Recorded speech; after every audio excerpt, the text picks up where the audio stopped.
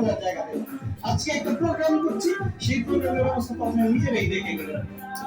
তো এই বিবেক নিয়ে যেহেতু আমরা এই সমাজে বসবাস করি, সুতরাং পরিবর্তনের জায়গায় যারা কাজ করতে চান, আমরা অনুরোধ করব প্রাণ প্রকৃতি পরিবেশ রক্ষা জাতীয় কমিটি এখন থেকে তার কাজ করে যাবে, এবং এই কাজের ক্ষেত্রে এই কমিটি কারো পরামর্শের উপর নির্ভর করবে, কিন্তু সিদ্ধান্তের উপর।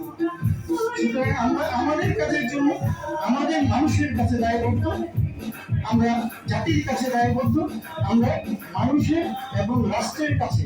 এবং আপনারা আমাদের এই যে হরিরামপুর শ্যামল নিসর্গ থেকে প্রণববার এসছেন, তার একটা বিখ্যাত উক্তি আমার খুব ভালো লাগে আর কি। সেটা হলো যে স্যার, গাছ যদি আমারই হতো তাহলে জানতাম না গাছের এত শক্তি। গাছের একটি শক্তি কি পরিমাণ, এটা দেখার জন্যই হরিরামপুর শ্যামল নিসর্গের এই জায়গায় যাওয়া দরকার, যে মানুষ গাছ সহ্য করতে পারে না। এই ব্যক্তিটি আমরা আমাদের কার্যক্রমকে আজকের মতো এখানে সমাপ্তি করার আগে আমাদের আপা অনেকক্ষণ ধরে হাত তুলছেন, আমাদের কাছে মাইকটা দেওয়ার জন্য